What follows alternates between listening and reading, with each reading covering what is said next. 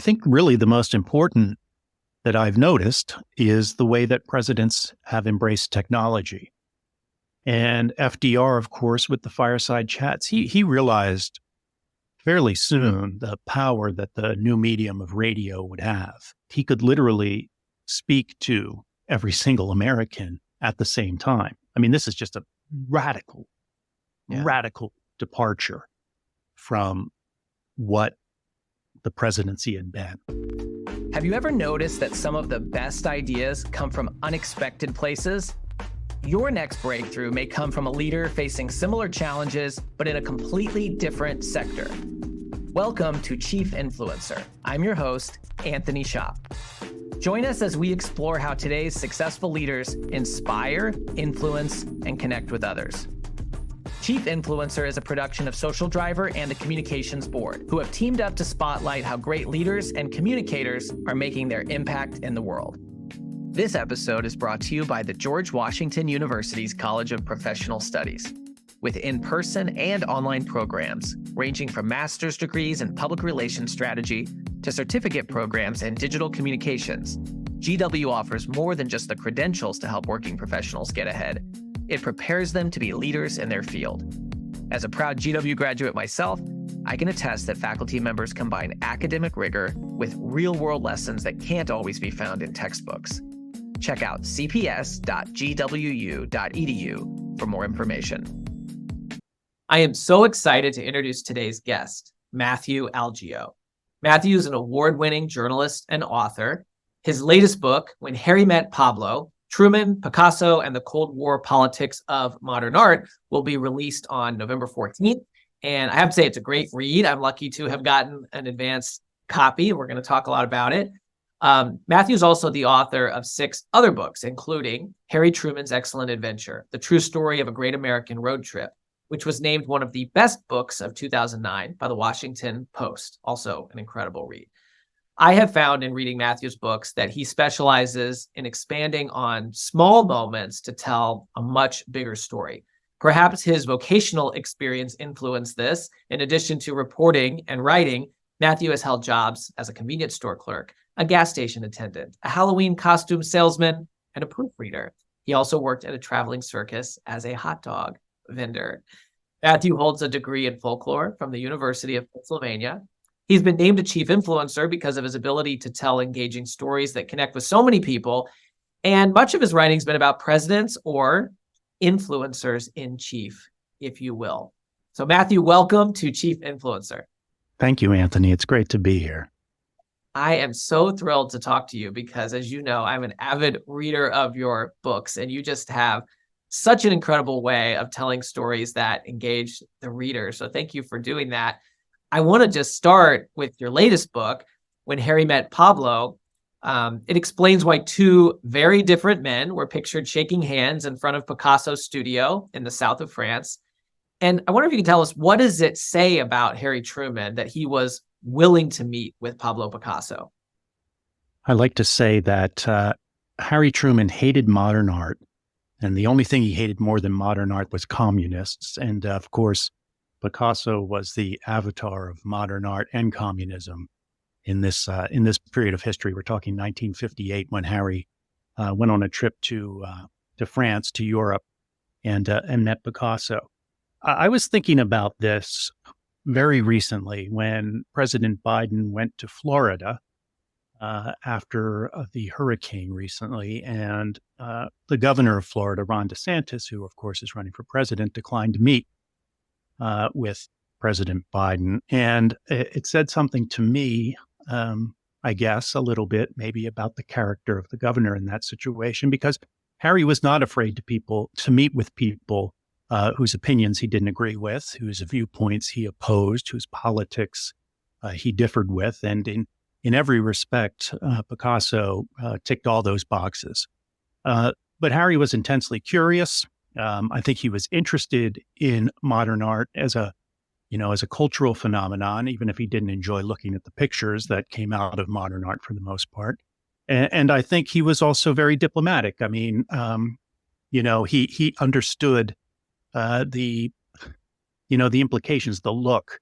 There's a photograph, it's on the cover of the book, of Harry shaking hands, right, with Pablo Picasso, and just that picture alone kind of sent a signal. This whole trip was organized really behind the scenes by Alfred Barr, who was the founding director of the Museum of Modern Art in New York. And as I get into in the book, modern art was a very political thing in the mid 20th century. A lot of people on the right side of the political spectrum, philosophically that is, opposed modern art. They linked it with communism, and for that reason, mainly, they wanted to keep it out of American museums. Harry opposed modern art, but he opposed efforts to censor modern art. So that was a clear distinction that Harry made. Just because he didn't like it didn't mean it shouldn't be.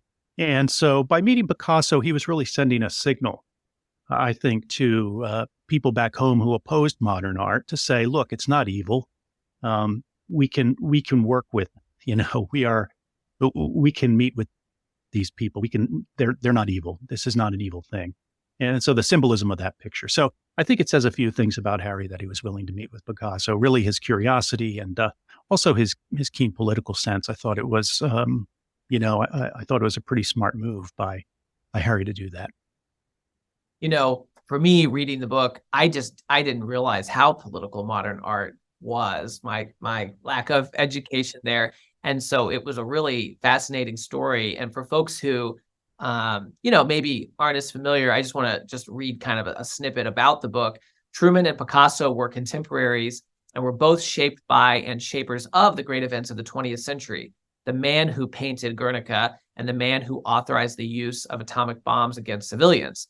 Picasso was a communist, and probably the only thing Harry Truman hated more than communists was modern art, as you said already. Picasso was an indifferent father, a womanizer, and a millionaire. Truman was utterly devoted to his family, and despite his fame, far from a rich man. So really, they were so different from one another. Can you talk a little bit about just the where this all came from for you? Like, how did you get inspired to tell this story? And you go into such meticulous detail. I mean, I love that the menu of the ocean liner that they took across you talking to family members and where did this inspiration as an author, did you find it? Yeah, there is not a fact I left out. I think it's just it's hard sometimes when you find those things to keep them out. The story, and I don't know whether you touched on it a little bit in the introduction, but it's this one of the stories I like because it's a small story involving very big people, and I think you find out a lot about people by the way they're behaving in small moments, more so even than in big moments. Now, this photo that's on the cover is something that pops up from time to time on Harry Truman themed social media accounts, that sort of thing. So I kind of had always known this had happened. It happened after he was president. We should point that out. This is 1958. He left the White House in 53. But the incongruity of that picture of Truman and Picasso, and again, like in that little excerpt you read, that they're two kind of towering figures of the 20th century, but we just don't see them in the same sentence very often. So I was very curious about the background of this visit, how it came about. And I was lucky in that there are papers in the Truman Library and also at the Museum of Modern Art that detailed kind of the negotiations that went on behind the scenes to get Truman and Picasso to meet up. Alfred Barr was the founding director of the Museum of Modern Art in New York. Museum of Modern Art was really born out of the early 20th century modern art movement after it came to the U.S., like in 1913. The Armory Show is what people sort of trace the beginning of modern art to. So he was a very influential figure in modern art, but he was very politically astute. I mean, this is a guy who was able to raise a lot of money for a very controversial thing at the time, and he saw there was a political something to be gained by having Truman and Picasso meet for this. So he's kind of the third figure in this triangle. He's coordinating these two men, trying to get them to meet up, kind of playing them very, very nicely against each other. I think I say in the book, he sort of made it look like he let each of them think that the other one was eager to meet him. And so they both each thought the other one really wanted to meet him. So that's kind of how he finessed it. But it really worked out nicely in the end. And like I said, it's the kind of little thing, Truman actually liked Picasso. I don't think we're going to, give too much of the ending away here, but they actually got along fairly well. I think Truman had a very good attitude, about going into this. He at one point, I think his wife said, "Well, maybe Harry shouldn't do this because he hates modern art so much." And Harry objected, said, "No, no, no. He's a very famous, influential person. I would like to meet him." So again, by this small episode, you get something of the character of these huge figures, from the 20th century. But he distinguishes between the man and his work, because when he was asked to put in a good word for Picasso to paint a mural at Roosevelt College. At Roosevelt University in Chicago. Yeah. Yeah. What was his response? He's one of my favorite figures in the book. It was a professor at Roosevelt University who met up with Harry and said, "Oh, I heard you're going to Paris. Can you get Picasso to do a mural for us here?" And after he sent information, and Harry was not able to broach the subject with Picasso, but afterwards he sent a letter saying, "I don't know why you want to get some French communist caricaturist to do a mural for a university named after Franklin Roosevelt when you can get a good American artist to do it." Yeah. So I don't think Picasso changed Truman's mind, but that wasn't the point of the trip. We weren't trying to change anybody's mind here. I think what we were trying to do is just show that people who had two very different attitudes and viewpoints, could spend time together in a very sociable and friendly way. Many stories are centered around a big seminal moment in history, and your approach to storytelling often centers around a small or obscure moment that people may not even be aware of, and you crack it open to reveal much more. It's very effective, obviously, and your books have gotten such great reviews and positive feedback. Can you tell us a little bit more about where that inspiration comes from as an influencer yourself, that, you want people to understand history, Right. and you use those different entry points? I would say, I think your book, for example, Harry Truman's Excellent Adventure, it is it's so much more accessible for someone to learn about President Truman through that book than one of the giant, seminal biographies, which are also great, but it just, you're reaching a different audience. And I think this idea of influencing people in a way that is actually accessible, that they will like. I mean, even just the nod, both of these books nod to a movie title in the title, that just make them kind of have a little bit of whimsy to them that way. So anyway, I just love if you could talk a little bit about that approach that you take, and maybe if you want, you can share the inspiration behind the Excellent Adventure book as well. Sure. One thing is that it has a practical benefit, which is most of the big stories have been told many, many times. The birth to death biographies, the 800-page tomes. And usually within those, there are smaller stories. And when you have people whose lives were as eventful as Harry Truman's, as Pablo Picasso's, you have these smaller events in their lives that often get overlooked, rightfully so. I mean, when you think of Truman and his life and his presidency and the things he did, I read an article in the Financial Times recently that said Harry Truman may be the most powerful human who will have ever lived. He was the only person in charge of all the nuclear weapons on the planet for 5 years. So, a lot happened in these guys' lives. So these smaller events tend to get overlooked. And so if you have an event that you can really kind of really dig into it deep enough, you'll find a lot of layers there. And this will, again, it will tell you a lot about, the people that you're writing about. Harry Truman's Excellent Adventure is a story about a road trip that Harry and Bess Truman take in the summer of '53, right after they left the White House. They drove in their own car, no Secret Service at that time, no attendants or anything, just drove by themselves to the East Coast and back again. So again, this is a couple lines in David McCullough's biography. But it was a story. I actually learned about it when I was at the Truman Library, and they had a display with Harry's cars in the basement, and they had a little newspaper clipping that showed him filling his tank with gas. And it was said, "Happy Harry motoring eastward." And that was the first time I'd heard about this, and it kind of stuck in my head. So it really didn't deserve that much attention, to be honest, in McCullough's book. But as I went to research it, to the places he went and look at local newspapers, and people meeting Harry Truman in 1953 was a pretty big deal. And so he interacted with people, ordinary people, on an every day on this trip. Gas station attendants and waitresses and hotel bellhops and that sort of thing. So it was really fun to research that book and go to the places he went and find people who were still around who remembered meeting Harry Truman in 1953. And the way that Truman, Harry, and Bess, I think, behaved on that trip really was a testament to their character. Nobody had and the other thing is Harry had a very low approval rating at that time. When he left the White House, he was not very popular at all, mainly because of the Korean War. But the people who met him invariably had a positive experience. And he was a very, very, I think he was a likable guy. And he got along with people. He related to people in a positive way. And so, by telling the story of this trip, we're also kind of telling the story of Harry Truman.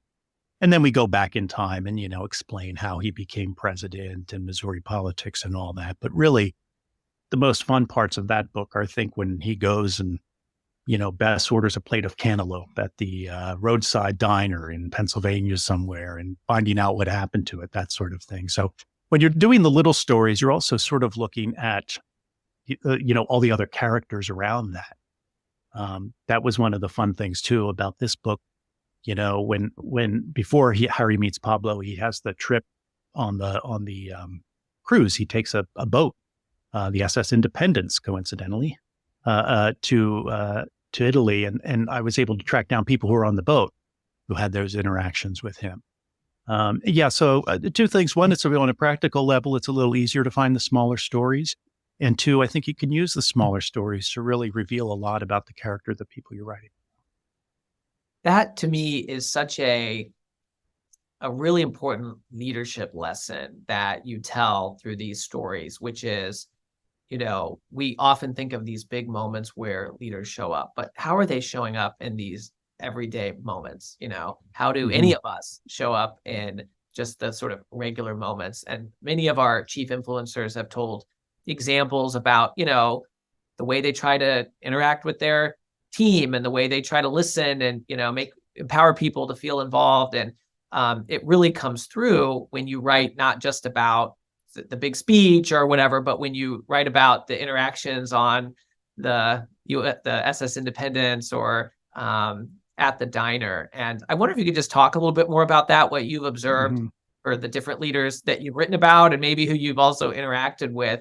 One of the anecdotes I like to tell about Truman is that he would say if he walked into a meeting and looked around the table and saw all the people there and realized if he was the smartest guy in the room, he knew he was in a lot of trouble. He appreciated the fact that he had his own deficiencies. He was the last president without a college degree, never went to college. He wasn't afraid to make the big decisions, obviously. He made some of the biggest ever. But he also appreciated the fact that he could get, his team was there to work as a team. He was not afraid to be contradicted. He was not afraid to get information that was not always what he wanted to hear. And I think that's reflected, too, in the way that he interacts with people when he was campaigning for president or after he was president on these trips. He always approached people as an equal. And there's a quote in there, I think from one of the couple that accompanied him on the trip, Rosenman, Sam Rosenman, and how Sam Rosenman had worked for FDR and talked about how FDR never really turned off the president thing. You always knew FDR was the president when you were with him. Whereas with Truman, and when they would do vacation trips to Key West, and you see pictures of Harry in his bathing suit and that sort of thing. That he was able to I mean, function as an ordinary person, for lack of a better way to put it. Truman was able to kind of separate what the president was from what he was, and sort of by using both of those parts at the same time, which I think is a very difficult thing to do. But he was able to do it, kind of separate those two things. And I think by doing that, by being able to do that, he could really get the most out of the people that worked for him. And I think could really connect with people on the street in a real meaningful way. I think that was a gift. That was a gift that he had. And that obviously helped him, in his political career. But it really is something that's you see presidents have a hard time doing a lot of the time. I think President Trump was somebody that didn't like to hear bad news, right? Nobody likes to hear bad news, but when you're in a position of leadership, you need to be able to hear bad news and you need to be able to react to it. And that was something that Truman was able to do. I mean, he came to office in bad news. FDR is dead. The guy's been president forever. We have an atomic bomb. We're at war. So his early presidency was really shaped by him having to receive bad news and react to it. So I think that was one of the ways that he was able to, connect with people both on the team and people he met in everyday life. Yeah. You've studied presidents more than probably anybody else I know or have met. And I wonder if you could talk about some of the themes that you've noticed about how presidents effectively influence others. Right. I think really the most important that I've noticed is the way that presidents have embraced technology. And FDR, of course, with the fireside chats, he realized fairly soon the power that the new medium of radio would have. He could literally speak to every single American at the same time. I mean, this is just a radical departure from what the presidency had been. The presidency was an elevated, exalted. You never saw the president unless you went to Washington and happened to go to an event. He was there. So he was able to embrace that in a way, frankly, that Herbert Hoover was not. Hoover, of course, was president, from, he was elected in 28, president from 29 to 33. Stock market crashes in 29. You have that period in there really where you wonder if Hoover had taken advantage of the medium the way that FDR did after he came into office, whether Hoover might have had a more successful attempt at reelection in 32. And then you see it, of course, with Kennedy, with the live news conferences, broadcast on television, very, very photogenic. He, at the 1960 debates, famously was allowed makeup to be placed on him, and Richard Nixon did not. And everybody could see Nixon sweating. These are shallow things, but they're things that the people who apprehended them, who understood them, were able to exploit, frankly, to their political advantage. And I think you saw that with President Trump and Twitter, and appreciating the fact in social media that he could speak unfiltered. I mean, in a way, it was an FDR technique, what FDR did with radio 100 years ago, that Trump is doing with social media. It's unmediated, his interaction. He just puts it out there. Nobody interprets it.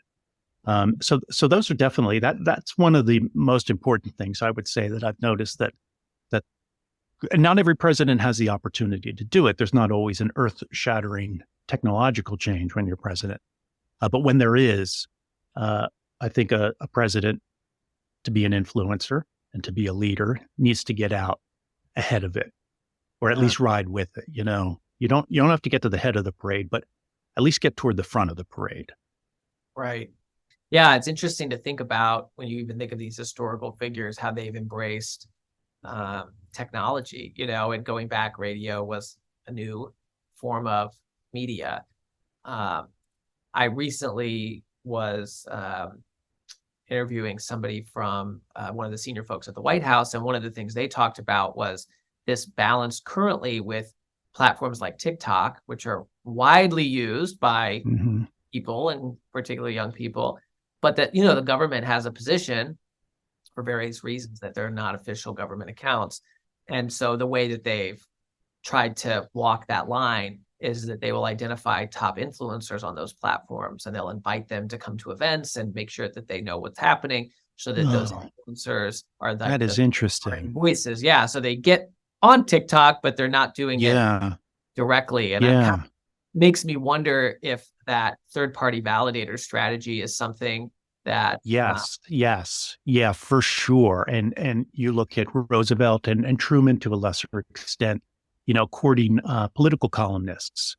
They had, the Washington merry-go-round was a very popular column, and every newspaper had an influential columnist. And so these are the guys that you're trying to. In fact, in the book, one of the things we talk about is Truman has a bunch of the White House reporters come in, and he shows them pictures of these controversial paintings that were in a State Department sponsored exhibit, and he's like, "That's not modern art, that's scrambled eggs or whatever." So that's an example, I think, of Truman again, bypassing the filters and speaking right to the decision makers in the media to get his point across. And so, yeah, that's really interesting about the TikTok and sort of just going to the influencers. And I think, there have been influencers by different names throughout history, certainly throughout American history, often in the media, traditional media. But those are the people that I think successful politicians and successful leaders have always sought out, going back to the early colonial newspapers, Benjamin Franklin and the Pennsylvania Gazette. I mean, that's how you would try to influence people, was by controlling the message. And I think that's the same way it is today. That's the key. yeah, controlling that message isn't always saying what people want to hear, is No, it? I know that no, you have said that Truman was great at communicating with ordinary people in terms they understand, even if it's not what they want to hear. I wonder if you could share about right. that. Yeah, one of my favorite Truman anecdotes is in 1948 when he was running against Dewey. And he would tell people at rallies, if Dewey wins, it's going to be your fault and you're going to regret it. And this is what Dewey's going to do. He's going to hurt the economy. He's going to hurt organized labor, going to hurt civil rights, et cetera, et cetera. So he didn't give this pat message that you hear now that, I will make everything great. I mean, he told people what he thought the truth was. The quote about, give them hell, Harry. Truman always liked to say, I never gave anybody hell. I told them the truth and they thought it was hell. So he was outspoken in a way, I think, that you don't see typically of politicians today. I think he was able to speak to people in a more direct way. And again, we go back to his presidency. I mean, in the middle of a war, there will be a lot of bad news that needs to be delivered, and it's hard to sugarcoat, some things in a situation like that. And so I think he learned very early in his presidency, anyway, that it was easier to just be straight with people and suffer the consequences if you had to. But I think it was, again, a personality type that he had, that he was able to do that, and that people would, rather than being taken, aback or offended by it, would actually appreciate the fact that he was being honest with them. He gave several speeches that were very, very, what we would call, I don't know, announcing the war in Korea. These are not things that people want to hear. They're hard to hear. And so that's an important part of it too. I mean, being able to deliver bad news is a gift in itself, I guess. And it's something that, people don't like to do. You go back to this thing like, well, everything you do when you're president is not going to be something you like to do. And I think it's probably that way in people in any position of leadership. You have to understand that sometimes you will have to convey bad news. You have to give bad orders. You have to tell people to do things they don't want to do. And again, Truman was able to get people to do things even if they didn't want to do them, because he had developed a kind of trust with them and was able to hear their viewpoint. And then in the end, he would decide. So yeah, it's hard to deliver bad news, but good if you can do it well. Yeah, what you just said about trust, I think is really important. When I, was thinking about some of the takeaways of your work, I was thinking this idea that you can really see who people are in these small moments, number one. And find folks who I think, how do you possibly find these people who were in this place, decades and decades ago, but you do it, which we should talk about. And then the other is the importance of a leader to build trust so that they can influence. You can't really influence very well without having trust. Right. And that what you just shared about, you have to be willing to tell people bad news and things they don't want to hear sometimes to build that trust. If you just always tell people what they want to hear, then that's not necessarily going to build that trusting relationship. Yeah, I think it's really in contemporary American politics, it's probably the one missing ingredient is the trust. I think each side, for lack of a better word, mistrusts the other side, questions their motives, questions their agenda. And even as recently, I think, as, 20, 25 years ago, this was much less obvious in American politics that if somebody won an election, that you accepted that, and you accepted that what that person wanted to do was in the best interest as they saw it of the country. So I think a lot of that, having that trust is very important, to building relationships in politics, in business, and in communities. And I think without that, it's impossible to get people to motivate people really to do things that you want them to do. I mean, much less things that they don't want to do. It's really a tough question, because I know there are groups who have never trusted the American government, and rightfully so. And so when you see the level of trust deteriorating to the extent it is now, you really wonder how you can build that back up. I would say, the one thing to be learned from this is that it's much easier to lose trust than it is to gain trust. I went to college and my brother said, do really good in your first semester because it's easier to let your GPA drop to something worthwhile than to raise it to something worthwhile.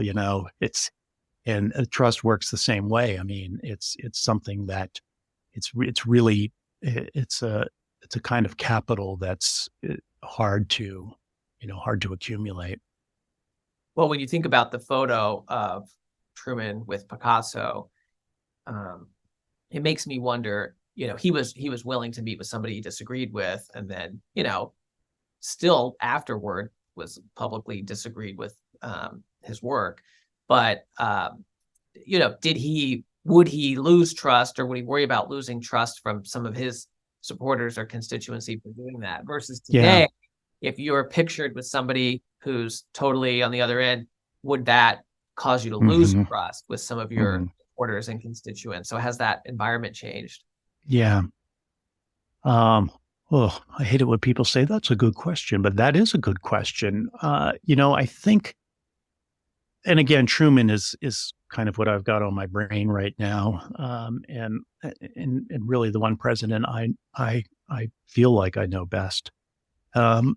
He did a couple things when he was president that really upset the base, so to speak.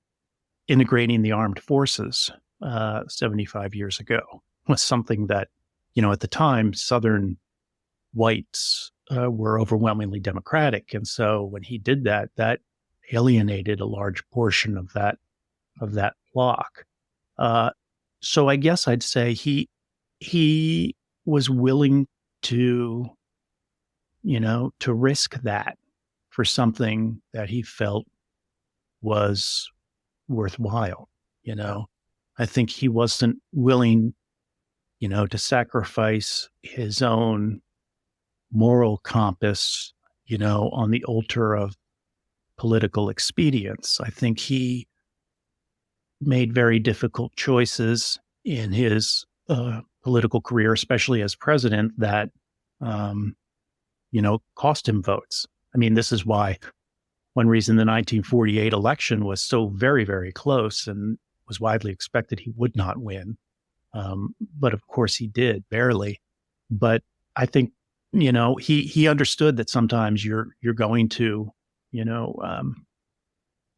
going to upset the base. I think you see it a little bit today, even with, there's an interesting op-ed George W. Bush had in the Post just in the past couple of days, talking about PEPFAR, the president's emergency program for AIDS relief in Africa, which George W. Bush administration started in 2003, I think. And now you see that that really, I think, alienated a lot of Republicans, especially the MAGA Republican types, who see that as just an extravagant and unnecessary waste of money to send money to help people with AIDS in Africa. But I think Bush really felt that that was something that was a moral imperative, for him and for the country at a time. So he was willing to do that at the sacrifice of, of some of his political base. So yeah, it's a difficult choice. It's like Ron DeSantis not meeting with Biden. On the one hand, you can disparage his character. I think it's easy to do.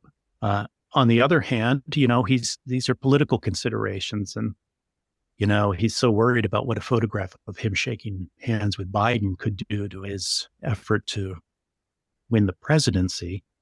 And so I would say that's not a great moral failing necessarily. Now, if he refused federal government aid to rebuild Florida to make a political point, that would be. And so far that hasn't happened, which is interesting. When the federal government starts giving you money, you tend to take it, whatever your, stripes are. Matthew, one thing I have to ask before we wrap up is, so you are so gifted at tracking people down, obviously. I mean, it's just the people you find, like a little kid who was on the cruise, who's now an adult that, or on the, ocean liner, that remembers their family legend lore about taking a photo with President Truman. It's so I'd love to just kind of hear about your way to do that, but but the one thing you could not crack into was you could not get into that Picasso home. And I just right. Are you gonna, maybe after the book comes out? Yeah, maybe you're gonna try to maybe get in there. If they make a movie out of it, maybe they'll finally answer my letters. So I was able to get addresses, people that I interviewed who did know them, gave me some good addresses. And I found really writing letters in the U.S. mail is a good way to get people to respond to you. I think people are kind of more responsive that way. You can also include I'll include a little bio of myself or something just to explain who I am. But yeah, Chu was a Picasso stepdaughter and a Picasso daughter that I was hoping to, because they were probably the only people still around who were in the room, possibly, when Harry and Pablo met up. But the Picasso circle is a tough one to crack. Yeah. You don't just go up and ring the doorbell. Now you find some random 8-year-old from 1958 who is now 72, 73, and you write them a letter and say, hey, do you remember meeting Harry Truman? Those people you find are definitely willing to talk with you. This is not a controversial subject matter. Probably. Yeah. And especially if it's John Smith, that's a lot harder. But if they have a name that's not as common, you can often track them down. I did track down a couple through Facebook. And it's the kind of thing that, of course, it's like with Harry Truman's Excellent Adventure, when you find the waitress or the cop who waited outside his room.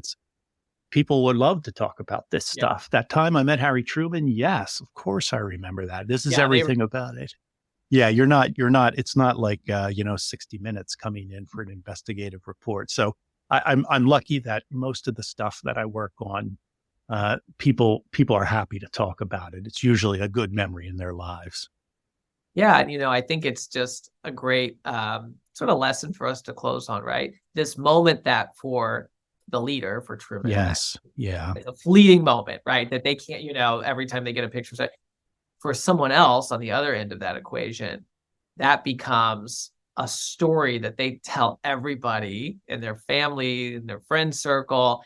And so how that leader shows up, whether they're friendly and engaging or whether they're dismissive, has a huge ripple effect. And something that I think is really a testament to the work you do is tracking down all of those folks.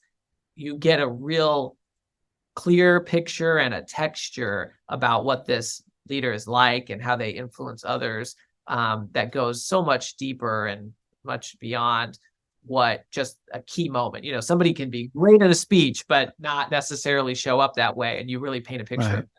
Yeah. Thank you. I think one of the cool things is that with these stories, they're not so far in the past. Obviously, Harry Truman's been dead for 50 years. We can't interview him, but you could still talk to people who met him. You could still talk to people who knew him. It's not that far removed. And Harry always said, why somebody asked him, how can you sign all these autographs everywhere you go and people want to take pictures? And Harry would say, I know what it would feel like to have a big shot ignore me. And so he really took that to heart. He knew that when he was having these encounters with people, they would be one of the most memorable things in their lives. Yeah. Furthermore, Harry loved it.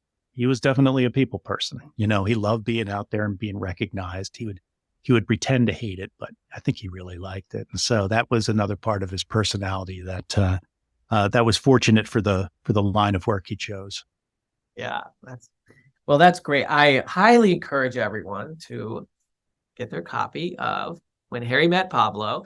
And if you haven't read Matthew's other books, Harry Truman's Excellent Adventure is a really great one to start with. It's one of my favorites. Matthew, where else can folks find you? I have a website. It is malgeo.net, malgeo.net. And I'm also on LinkedIn and Instagram at Matthew Algeo. Great. Thank you so much for being with us today. Thank you, Anthony. It was really enjoyable. I love the podcast. Thank you. Thank you for joining us for another episode of Chief Influencer, a production of Social Driver and the Communications Board. If you know a leader who should be featured as a chief influencer, please nominate them at chiefinfluencer.org. For show notes and more, visit us at chiefinfluencer.org or follow Chief Influencer on LinkedIn. Until next time.